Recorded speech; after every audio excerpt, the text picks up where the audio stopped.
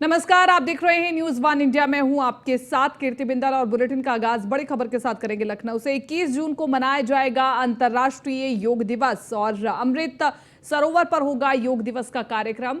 और इसी के साथ साथ डिप्टी सीएम केशव प्रसाद मौर्य ने अफसरों को भी खास निर्देश दिए हैं, जरूरी दिशा निर्देश दिए। 21 जून को मनाया जाएगा अंतर्राष्ट्रीय योग दिवस। इसको लेकर के तैयारियां अभी से शुरू हो गई हैं।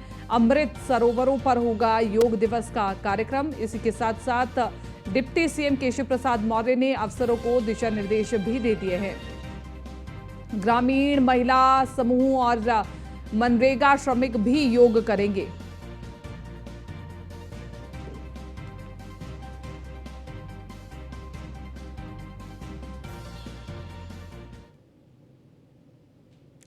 सपा नेता आजम खान की मुश्किलें लगातार बढ़ती जा रही हैं और इसी के साथ साथ इसे लेकर के रामपुर से बीजेपी विधायक आकाश सक्सेना ने तंज कसा है। सुनिए।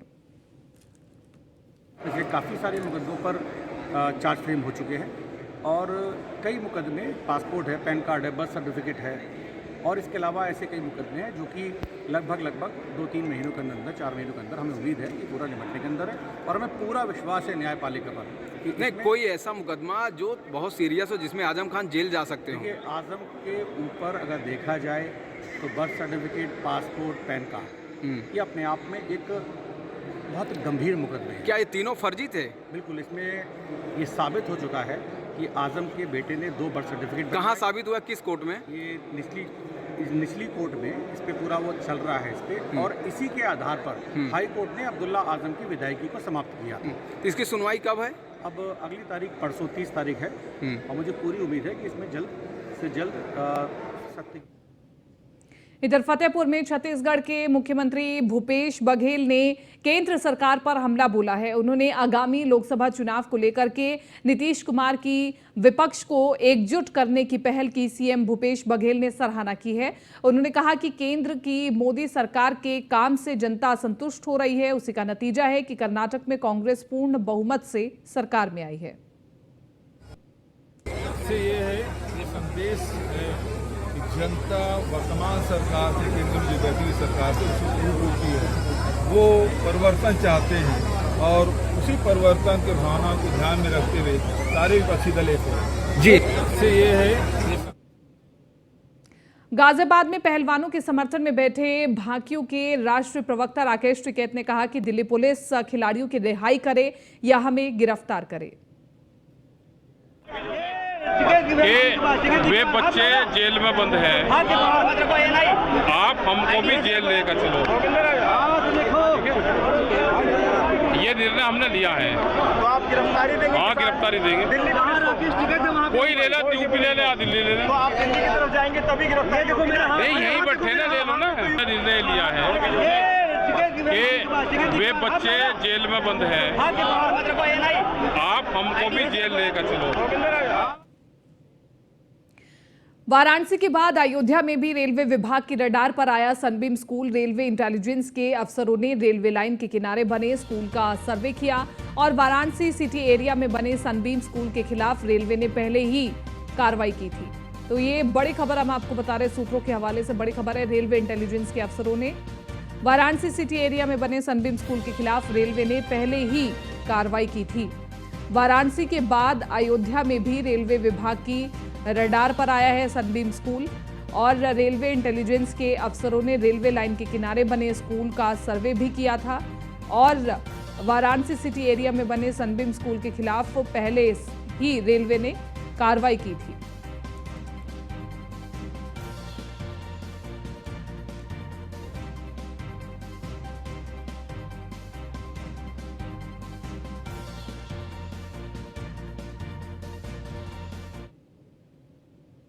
सनबीम स्कूल के बाहर सन्नाटा पसरा हुआ है। इसे लेकर के हमारे संवाददाता ने मौके का जायजा लिया है, देखिए।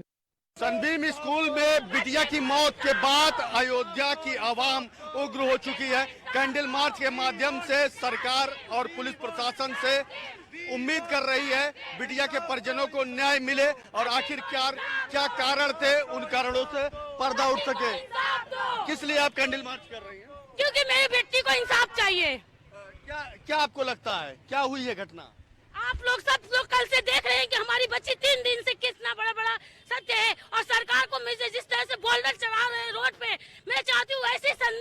में ब्लोरो चला है। सारी गलती स्कूल की। सारी गलती स्कूल मैं बच्ची की बुआ हूँ, अखिल भारतीय हिंदू महासभा की प्रदेश अध्यक्षा भी हूँ। इसके बाद मैंने कितने मीडिया पे बताया कि वो बात अभी तक सामने नहीं आई। 5 बच्चियां और थी स्कूल में, प्रिंसिपल शुरू से लेकर लास्ट तक मैं हॉस्पिटल में थी। उन्होंने मुझे बताया कि बच्ची झूले से गिर गई, लेकिन कदाप बच्ची झूले से नहीं गिरी। 10 क्लास की बच्ची जो 10th में पढ़ती हो, वो झूले पे से कैसे गिर सकती है? आखिर बच्ची गई क्यों थी स्कूल? जब प्रिंसिपल ने फोन किया था, इसलिए गई थी बच्ची। अच्छा, प्रिंसिपल के फोन पे गई थी बच्ची। पोस्टमार्टम रिपोर्ट को लेकर प्रशासन क्या कह रहा है? प्रशासन कह रहा है कि रिपोर्ट आएगी तो हम आपका साथ देंगे, लेकिन अभी तक जिसको पकड़ा गया था, प्रिंसिपल को और अभिषेक चौरसिया को छोड़ दिया गया। उसको क्यों छोड़ा गया? जब तक सबूत नहीं आया, क्यों छोड़ा गया? हम ये चाहते हैं, हम लोग को पता है कि वही सर था, उसी के साथ वो वहाँ पर गई। फोन झूठ का बहाना बताएगा कि बच्ची का फोन खो गया। सारी घटना हमारे लोग के सामने। दोपहर तक वो टीचर जो प्रिंसिपल थी और टीचर थे, वो हम लोग के साथ हॉस्पिटल में घूम रहे थे, और बार बार 100 बार बताया, 1000 बार। ये जा रहा है कि पहले उसे प्राइवेट हॉस्पिटल में ले गए, वो भी नहीं गया गया, उसके बाद राजश्री में लेके गया, उसके बाद चिरंजी में भी लेके गया, लेकिन हमें कहीं से इंसाफ नहीं मिला। मुझे सिर्फ इंसाफ चाहिए। तो बिल्कुल इंसाफ चाहिए। और तमाम सारे ऐसे सवाल हैं। पहला सवाल कि आखिर बिटिया स्कूल क्यों गई? जब छुट्टी का दिन था, अवकाश था पूरे स्कूल में, तो वह क्यों गई? और अगर स्कूल में गई तो उसे तीसरी मंजिल पर जाने की क्या जरूरत थी? जिस समय उसका शव जमीन पर पड़ा पाया गया, उस वक्त समरसेबुल लगाकर उसका खून क्यों धुला गया? यानी उसके ब्लड को क्यों धुला गया? आखिर कौन सा साक्ष्य छिपाने की आवश्यकता थी? क्या कहेंगे आप आज कैंडल मार्च? ये कैंडल मार्च इसलिए नहीं है, ये कैंडल मार्च जो आज हम निकाल रहे हैं, जो बीत गया उसके अलावा जो आने वाला समय है, जो शिक्षा का मंदिर है वो मंदिर रहने दे। उसमें से घिनौने कार्य करने वाले लोगों ऊपर हम कड़ी से कड़ी कार्रवाई की मांग करते हैं। जिस प्रकार अपराधियों के ऊपर बुलडोजर चलाया जाता है, हम सरकार से मांग करते हैं कि इस घिनौने कार्य करने के लिए जो समाज में ऐसी एक नई नींव पैदा कर रहे हैं कि क्या बच्चे स्कूल तक नहीं जा सकते?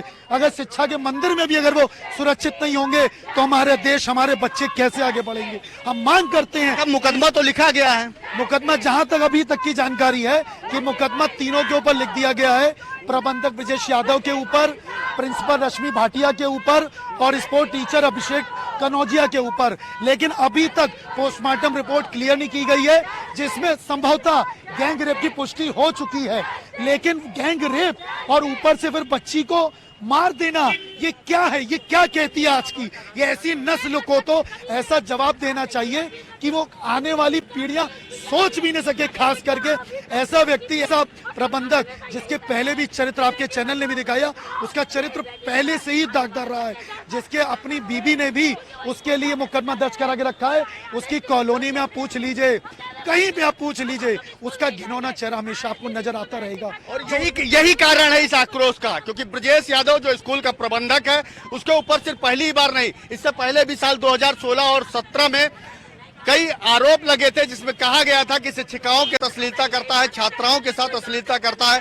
बावजूद कोई कार्रवाई शायद उस वक्त अगर हो गई होती तो आज इस तरह का दिन न देखना पड़ता। फिलहाल अयोध्या की आवाम, अयोध्या के लोग, अयोध्या के चाहे वो छात्र हो या महिलाएं हो, पुरुष हो, युवा हो, हर एक व्यक्ति के अंदर आंखों में आंसू, यानी आंखें जहां एक तरफ नम है, वही कहीं ना कहीं आक्रोशित भी दिखाई दे रहे हैं। फिलहाल कैंडल मार्च के माध्यम से सरकार और प्रशासन से लगातार न्याय की गुहार करती अयोध्या की जनता दिखाई दे रही है।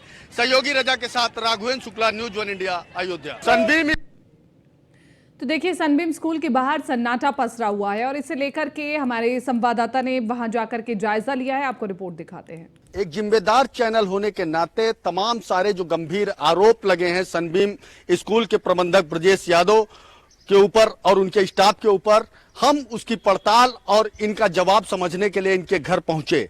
जैसे ही हमने इस बेल को बजाया, घर से एक छोटा सा बच्चा निकला जो शायद ब्रजेश यादव का बेटा था। उसने साफ मना कर दिया कि इस घर में और कोई नहीं है। अब देखिए, कई बार मैंने इस डोरबेल को बजाया हुआ है, लेकिन घर से जवाब देने के लिए कोई नहीं निकल रहा है। आखिर ये जवाब क्यों नहीं देना चाहते? क्या वजह है? क्या कुछ कारण है या इन्हें कोई राय देने वाला है? ये अभी तमाम सारी बातें खुलनी बाकी हैं।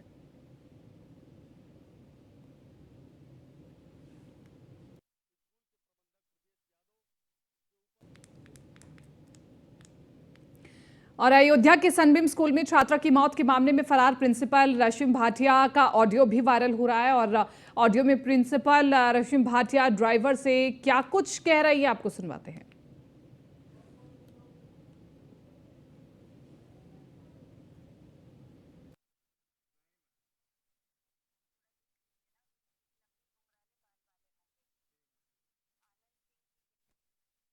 परिवार वाले तो वो लोग हैं, चले गए हैं। चले गए मैम। तो अभी स्कूल में पुलिस और आप लोग के अलावा कोई नहीं है? हाँ मैम, हाँ हम ही लोग हैं। वहाँ से कोई घुंघराले बाल वाले से आनंद सिंह, उनसे आपने बात की? नहीं मैम। तो थोड़ा देख लीजिए ना, तो एक लंबे घुंघराले बाल वाले होंगे। ठीक मैम, ठीक। आनंद सिंह की क्या उनका नाम है? ठीक है ना? ठीक। पहले देख लीजिएगा कौन है, क्या लड़के, पहले उससे बताइएगा। क्या देखना है मैम? उनका नाम देखिए, उनकी तख्ती में क्या नाम लिखा है या अच्छा, कुछ है? ठीक ठीक। हमें पहले बताइएगा। क्या पूछेंगे मैम? बताएंगे। कुछ मत पूछिए, अभी आप कुछ मत पूछिए। आप खाली देखिए आनंद सिंह या कोई नाम का वो है या एक मिनट रुकिए, हम आपको कॉल करके नाम बता रहे हैं। 1 मिनट रुकिए आप।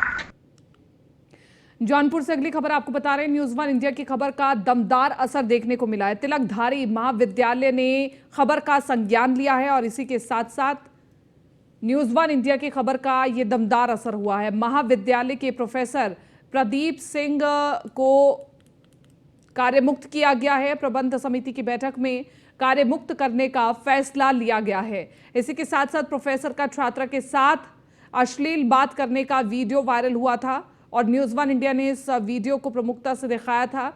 इसी के साथ साथ इस वीडियो के वायरल होने पर कार्यमुक्त किया गया है प्रोफेसर को। तो न्यूज़ 1 इंडिया ने प्रमुखता से इस खबर को दिखाया था और इस खबर का देखिए असर भी हुआ, संज्ञान लिया गया इस खबर का और प्रोफेसर को कार्यमुक्त किया गया है।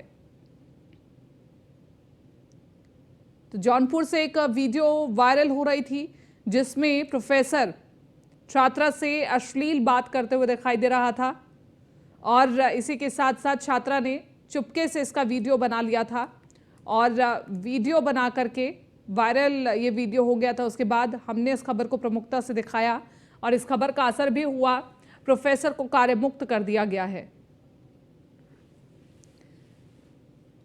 तो प्रोफेसर उस वीडियो में साफ सुनाई दे रहा था कि बीएड भी करवा दूंगा और टीईटी भी करवा दूंगा।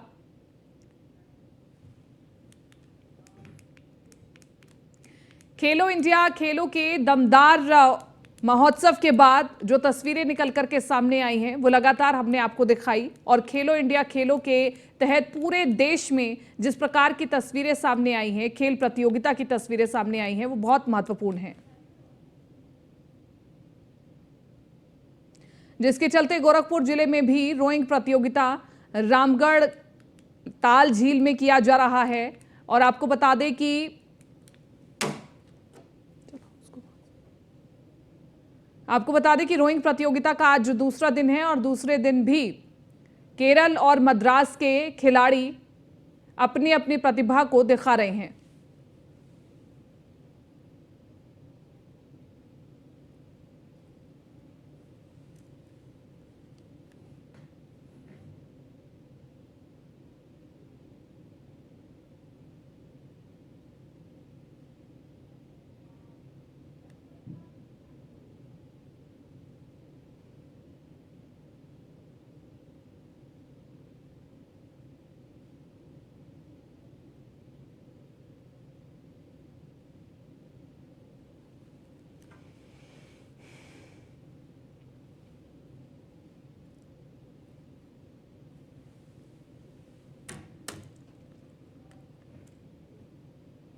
इधर बागपत में भाकियू जंतर मंतर पर जाने का ऐलान किया गया है। भाकियू की चेतावनी के बाद बागपत पुलिस अलर्ट हो गई है। आपको बता दें कि पुलिस फोर्स एक वाहन की चेकिंग कर रही है और भाकियू के जिलाध्यक्ष प्रताप गुर्जर को पुलिस ने नजरबंद किया है। फिलहाल बागपत कोतवाली क्षेत्र में दिल्ली सहारनपुर हाईवे पर पुलिस ने नाकाबंदी कर रखी है और दिल्ली की तरफ जाने वाले हर वाहन, कार और बसों में तलाशी ली जा रही है।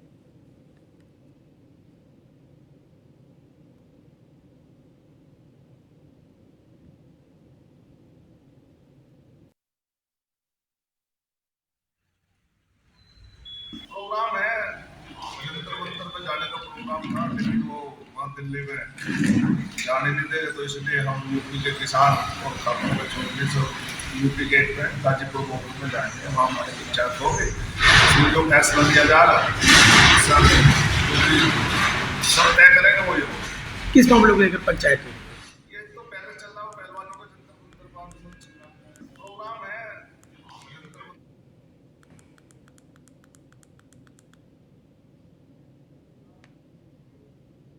सहारनपुर की थाना देवबंद पुलिस को बड़ी कामयाबी हाथ मिली है। डकैती डालने वाले गैंग का पर्दाफाश किया गया है। रात्रि में डकैती डालने वाले 4 शातिर डकैतों को मुठभेड़ के दौरान गिरफ्तार किया गया है। डकैतों के कब्जे से 2 तमंचे, भारी मात्रा में जिंदा कारतूस, डकैती में लूटे गए लाखों के सोने चांदी और जेवरात और बाइक बरामद की गई है।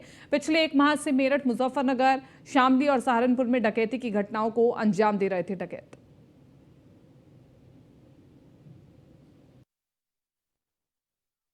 घटना करने के बाद सभी लोग अलग अलग दिशाओं से वहीं कमरे में पहुंचते थे जहां पर कि ये अपना सामान का वितरण करते थे।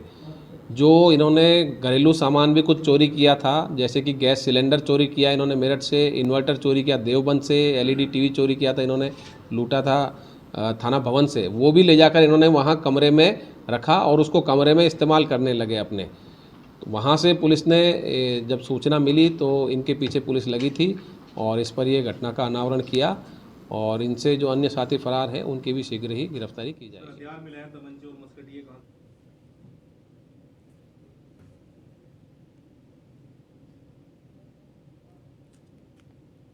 हापुड़ में टोल पर तैनात बाउंसरों की गुंडागर्दी सामने आई है। बाउंसरों ने कार सवार को दौड़ा दौड़ा करके पिटाई की है। टोल पर फटा नोट देने को लेकर कार सवार और बाउंसरों के बीच मारपीट हुई है और ये तस्वीरें हम आपको दिखा रहे हैं जहां पर बाउंसरों ने कार सवार को दौड़ा दौड़ा करके पीटा है और बाउंसरों की ये दबंगई देखने को मिली है। फिलहाल इस पूरे मामले में जांच चल रही है।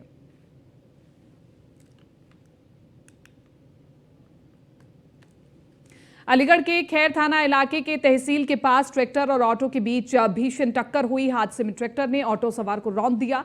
ड्राइवर समेत 6 से ज्यादा लोग घायल हो गए। पुलिस ने घायलों को अस्पताल में भर्ती कराया है। सभी ऑटो सवार गोंडा से खैर जा रहे थे।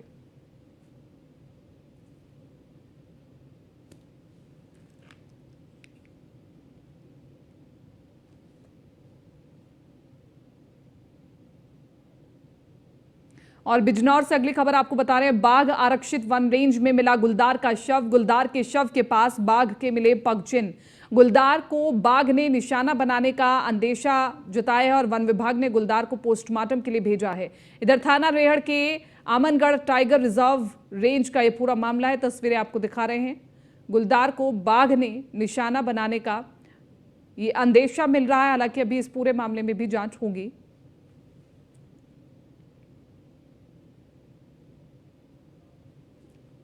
झांसी के पुंछ थाना क्षेत्र के सेसा से कोट जाने वाले रोड पर लुटेरों ने लूट की बड़ी वारदात को अंजाम दिया है। जहां कलेक्ट कर वापस आ रहे युवक को बाइक सवार बदमाशों ने मिर्ची झोंककर पैसों से भरा बैग लूट लिया। वहीं घटना की सूचना पर पहुंची पुलिस ने मामले की छानबीन करना शुरू कर दिया है।